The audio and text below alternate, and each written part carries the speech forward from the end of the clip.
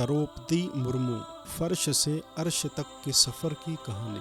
हिंदुस्तान की 15वीं सदर का ओहदा संभालने वाली कबायली खातून द्रौपदी मुर्मू की ज़िंदगी फर्श से अर्श तक के सफ़र की कहानी।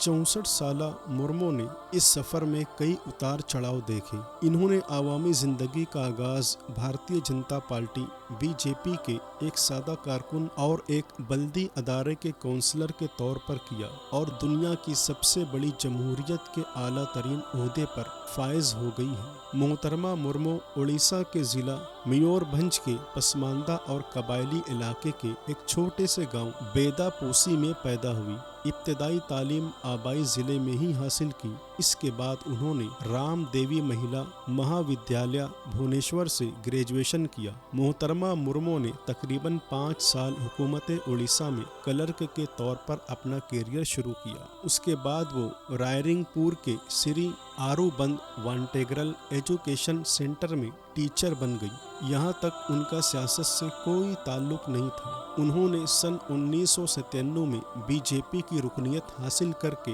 अपने सियासी कैरियर का आगाज़ किया। उन्होंने इसी साल रायरिंगपुर नगर पंचायत में काउंसलर का इंतखाब जीता। मुल्क के सबसे बड़े कबायली ग्रुप संथाल से ताल्लुक रखने वाली मोहतरमा मुर्मू ने अपने काम से आवाम में एक पहचान बनाई और साल सन 2000 में उड़ीसा की रायरिंगपुर असम्बली सीट से एमएलए मुंतखब हुई। उन्होंने अप्रैल 2000 के दौरान वज़ीर आला नवीन पटनायक की काबीना में पहले कॉमर्स एंड ट्रांसपोर्ट और बाद में माही परवरी और हैवानात के महकमे का चार्ज भी संभाला। मोहतरमा मुर्मू सन 2006 में उड़ीसा बीजेपी की दर्ज फहरिस्त कबाइल यूनिट की सदर बनी। साल 2009 में वो एक बार फिर रायरिंगपुर सीट से एमएलए मुंतखब हुई। उनकी ज़िंदगी में अचानक उस वक्त तातील आ गया जब उनका बड़ा बेटा सन 2009 में पुरस्रार हालात में इंतकाल कर गया। चंद साल बाद उनका दूसरा बेटा और शौहर भी इस दुनिया से रुखसत हो गए। मोहतरमा मुर्मू ने